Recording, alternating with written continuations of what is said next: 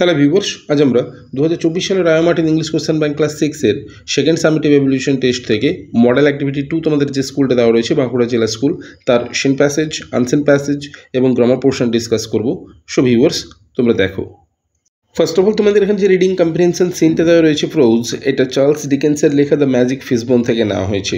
So viewers, আমি প্রশ্নের উত্তরগুলো ডিসকাস করছি, তোমরা প্রশ্নের উত্তরগুলো একবার মিলিয়ে দেখে নাও কেমন।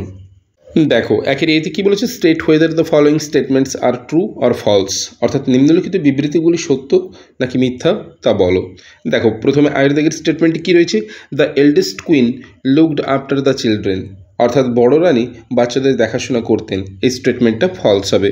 এরপর টুয়াইতে বলেছে the old lady had been visible to none, অর্থাৎ ওই বৃদ্ধা কারো কাছে দৃশ্যমান ছিলেন না, অর্থাৎ ওই বৃদ্ধাকে কেউ দেখতে পাচ্ছিলেন না, এই স্টেটমেন্টটাও ফলস হবে। এরপরে চলে আসবো আমরা বিয়ের দাগে। দেখো, বিয়ের দাগে কী বলেছে, টিক দ্য কারেক্ট অল্টারনেটিভ, অর্থাৎ সঠিক বিকল্পটিতে টিক চিহ্ন দাও। দেখো, আয়ের দাগে কী বলেছে, the queen's father had been a, অর্থাৎ রানীর বাবা ছিলেন একজন। অপশানগুলো কী রয়েছে, medical man, postman, teacher, lawyer. সঠিক অ্যান্সার হবে অপশান এ, মেডিকেল ম্যান। এরপর টুয়ের কোশ্চেনটিকে দেখো, টুয়েতে কী বলেছে, the king wanted to buy salmon weighing, অর্থাৎ রাজা স্যামন কিনতে চেয়েছিলেন ওজনের। অপশানগুলো কী রয়েছে, 2 পাউন্ডস, অপশান বিতে রয়েছে এ পাউন্ড, অপশান সিতে রয়েছে a pound and a half, option ডিতে রয়েছে 3 পাউন্ডস। সঠিক অ্যান্সার হবে option C, a pound and a half, অর্থাৎ 1.5 পাউন্ডের, অর্থাৎ রাজা 1.5 পাউন্ডের একটি স্যামন মাছ কিনতে চেয়েছিলেন। এরপরে চলে আসবো আমরা শিয়ের দিকে। দেখো, শিয়ের দিকে কী বলেছে, অ্যান্সার দ্য ফলোয়িং কোশ্চেন্স, অর্থাৎ নিম্নলিখিত প্রশ্নগুলির উত্তর দাও। ফার্স্ট কোশ্চেনটা দেখো কী বলেছে, হোয়াট ওল্ড লেডি, কোন বৃদ্ধ মহিলা, who said this and when, কে কখন এই কথাটি বলেছিলেন।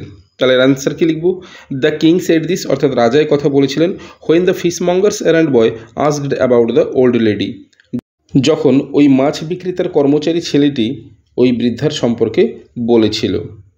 এরপর আমরা চলে আসবো টুয়ের কোশ্চেনে। দেখো, টুয়েতে কী বলেছে, হোয়াট ডাজ এরান্ড বয় মিন, অর্থাৎ এরান্ড বয় কথাটির অর্থ কী। তাহলে অ্যান্সার কী লিখবো, এরান্ড বয় মিনস, অর্থাৎ এরান্ড বয় কথার অর্থ হলো a boy who works under a shopkeeper, অর্থাৎ একজন বালক যে কিনা একজন দোকানদারের অধীনে কাজ করে। এরপর 3 কোশ্চেনটিকে দেখো, 3 কী বলেছে, why did the king not C the old lady, অর্থাৎ রাজা কেন ওই বৃদ্ধাকে দেখতে পাননি। তাহলে এর অ্যান্সার কী লিখবো, the king did not C the old lady because C was not visible to the king, অর্থাৎ রাজা ওই বৃদ্ধাকে দেখতে পাননি তার কারণ ওই বৃদ্ধা রাজার কাছে দৃশ্যমান ছিলেন না। এরপর আমরা চলে আসবো ডি এর দাগে। দেখো, ডি এর দাগে কী বলেছে, make a sentence with the opposite of visible, অর্থাৎ ভিজিবল শব্দটির বিপরীত শব্দ দিয়ে একটি বাক্য লেখো। তার আগে আমাদেরকে জানতে হবে ভিজিবল শব্দটির বিপরীত শব্দ কী। ভিজিবল শব্দটির বিপরীত শব্দ হলো ইনভিজিবল। ওকে, তাহলে কি লিখতে পারি, the air we breathe is invisible to আস।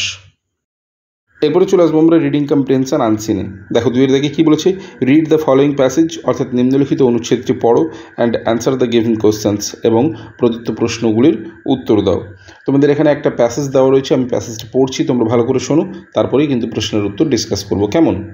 দেখো, our national flag has 3 colours, অর্থাৎ আমাদের জাতীয় পতাকায় 3টি রং রয়েছে। Saffron is at the top, গেরুয়া রয়েছে একেবারে শীর্ষে, white is in the middle, সাদা রয়েছে মাঝে, green is at the bottom, এবং সবুজ রয়েছে একেবারে নিম্নে। Saffron colour stands for courage, অর্থাৎ গেরুয়া রং সাহসিকতার প্রতীক। White colour stands for peace and truth, সাদা শান্তি এবং সততার প্রতীক। এরপরে দেখো, green colour stands for fertility and growth of land, অর্থাৎ সবুজ রং উর্বরতা এবং অগ্রগতির প্রতীক। There is blue wheel at the centre, অর্থাৎ এই পতাকার একেবারে কেন্দ্রে রয়েছে একটি নীল চাকা, নোন অ্যাজ দ্য অশোক চক্র, যা অশোক চক্র নামে পরিচিত। ইট স্ট্যান্ডস ফর প্রোগ্রেস, এটি অগ্রগতির প্রতীক। We hoist it on 15 August which is our independence day, আমরা এটি 15ই আগস্ট স্বাধীনতা দিবসে উত্তোলন করে থাকি। সো ভিউয়ার্স, এই ছিল তোমাদের আনসিন প্যাসেজ। এবার এখান থেকে যে প্রশ্নগুলো দিয়েছে চলো ডিসকাস করে নেওয়া যাক। দেখো, 2 এর দাগে কী বলেছে, অ্যান্সার দ্য ফলোয়িং কোশ্চেন্স, অর্থাৎ নিম্নলিখিত প্রশ্নগুলির উত্তর দাও। ফার্স্ট আয়ের দাগের কোশ্চেনটিকে দেখো, কী বলেছে, what is at the centre of our national flag, আমাদের জাতীয় পতাকার কেন্দ্রে কী আছে বা কী রয়েছে। তাহলে এর অ্যান্সার কী লিখবো, এ ব্লু হুইল, অর্থাৎ একটি নীল রঙের চাকা, is at the centre of our national flag, আমাদের জাতীয় পতাকার কেন্দ্রে রয়েছে।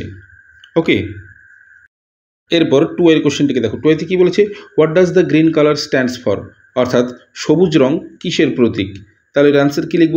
The green colour stands for fertility and growth of land, অর্থাৎ সবুজ রং হলো উর্বরতা এবং অগ্রগতির প্রতীক। কেমন? এরপরে চলে আসবো আমরা বিয়ের দাগে। দেখো বিয়ের দাগে কী বলেছে? Complete the following sentences with information from the passage, অর্থাৎ ওপরের অনুচ্ছেদ থেকে তথ্য নিয়ে নিম্নলিখিত বাক্যগুলিকে পূরণ করো। ফার্স্ট আয়ের দাগে দেখো কী বলেছে? 15 অগস্ট ইজ আওয়ার ড্যাশ। তাহলে আমরা নিশ্চয়ই জানি সকলে 15 অগস্ট হচ্ছে আমাদের ইন্ডিপেন্ডেন্স ডে, অর্থাৎ স্বাধীনতা দিবস। এরপর টু এর সেন্টেন্সটাকে দেখো। টু এতে কী বলেছে? The saffron colour stands for dash, অর্থাৎ গেরুয়া রং কিসের প্রতীক? তাহলে এর উত্তর কী লিখব? কারেজ, অর্থাৎ গেরুয়া রং হলো সাহসিকতার প্রতীক। এরপরে চলে আসবো আমরা গ্রামার অ্যান্ড ভোকাবুলারি সেকশনে। দেখো 3 এর থেকে কী বলেছে? Do as directed. ফার্স্ট কোশ্চেনটিকে দেখো, she arrived dash hour late. Direction কী বলেছে?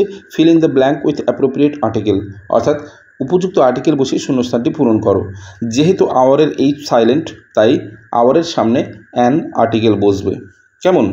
এরপর টু আইতে দেখো। টু আইতে কী বলেছে? The mother and her child dash, ব্র্যাকেটের মধ্যে দুটো ভার্ব ফর্ম রয়েছে, ইজ এবং are, going to the market.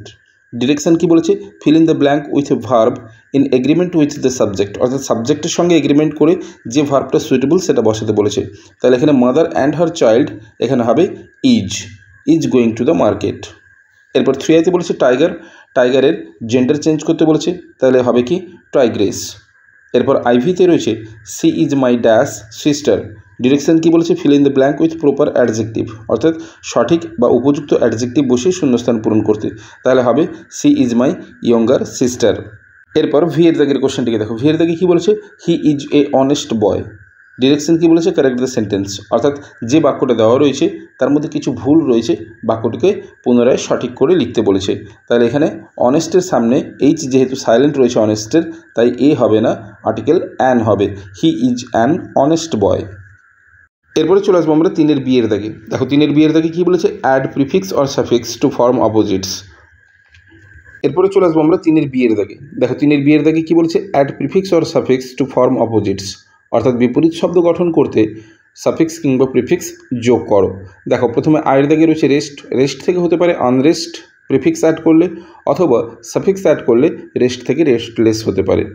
এরপর টু আইতে রয়েছে হ্যাপি, হ্যাপি থেকে নিশ্চয়ই তোমরা জানো প্রিফিক্স যোগ করে আনহ্যাপি। এরপর আমরা চলে আসবো 4 এর দাগে। দেখো 4 এর দাগে কী বলেছে? ফাইন্ড এ ওয়ার্ড, একটি শব্দ খুঁজে বার করো ফ্রম দ্য আনসিন প্যাসেজ, অর্থাৎ আনসিন প্যাসেজ থেকে, দ্যাট মিনস দ্য ফলোয়িং, যার অর্থ নিম্নলিখিত। দেখো শব্দটি কী রয়েছে? অ্যাডভান্সমেন্ট, অ্যাডভান্সমেন্ট থেকে কী হবে? প্রোগ্রেস, অর্থাৎ উন্নতি। সো ভিউয়ার্স, এই ছিল তোমাদের মডেল অ্যাক্টিভিটি 2 বাঁকুড়া জেলা স্কুলের সেন প্যাসেজ, আনসেন প্যাসেজ এবং গ্রামার পোর্শনের সম্পূর্ণ ভিডিও। কেমন লাগলো অবশ্যই আমাকে কমেন্ট করে জানাবে। এছাড়া তোমরা যারা আমার চ্যানেলে নতুন, অবশ্যই চ্যানেলটিকে সাবস্ক্রাইব করে রাখো পরবর্তী সময়ে এরকম আরও ভিডিওগুলি পাওয়ার জন্য। সো আজ এ পর্যন্তই, কথা হবে নেক্সট ভিডিওতে। Till then, by.